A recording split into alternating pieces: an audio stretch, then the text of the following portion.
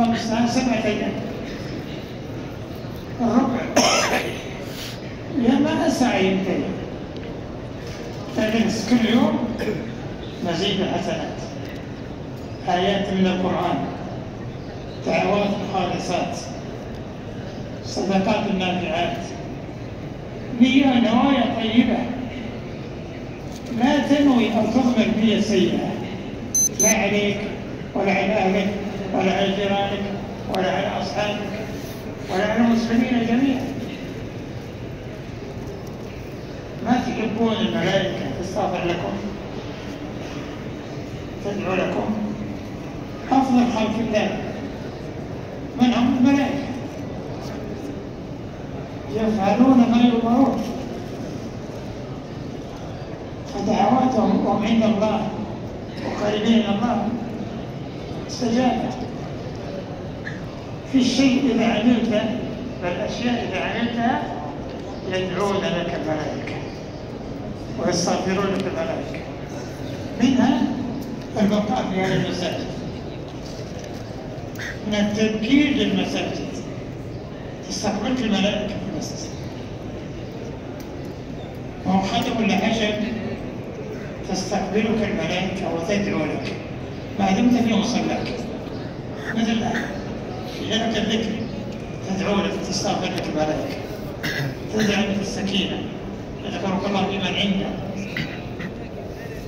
أيضا الشيء آخر معك في كل مكان وسهل أن تدعو لإخوانك المسلمين ربائك ما يدرون عنك،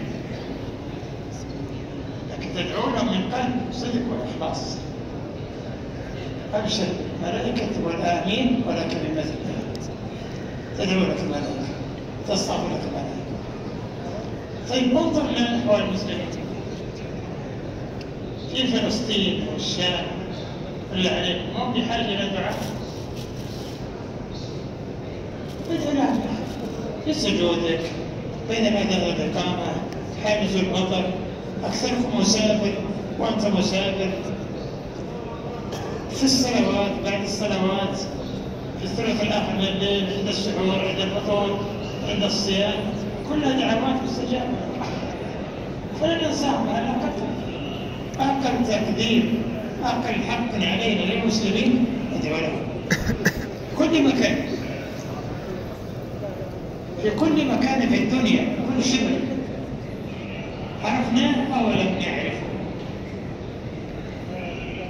إذا عرفت خصه بالدعاء، أفضل خير ولوالدي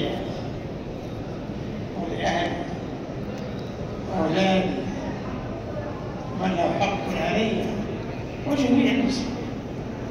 خصص من شئت من المسلمين في وقت فراغاتك، خصص واحد زميل معك، واحد ناصح لك، واحد حبيب لك، واحد أحسن إليك، مر له في العمر تذكره وما يذكرك الحين لكن تدعو له. واحد مات من جيرانك أو أقاربك ادعو له، خصه بالدعاء وما يدري لكن الله يدري. هذا الدعاء في ظهر غيب في فوائد. أول شيء لك بمثل عبد الله، صار واحد مريض ويضرب بتشفينا وياه يا رب والله خصص المريض الثاني كذلك لك بمثل عبد الله. واحد فقير معدم الله يرزقنا وياه يا رب العالمين، تخصه لو بكلمك وتكون عام ولجميع الفقراء والمسلمين. شفت الفضل، شفت الدين ما أجمله، ما أكرم الله علينا. هو الكريم سبحانه، خاصة في رمضان أبواب الرحمات مفتوحة. من لا يغفر له في رمضان متى يغفر له؟ من لا يرحم في رمضان متى يرحم؟ خذ بالأسباب بس، خذ بالأسباب يا عبد الله.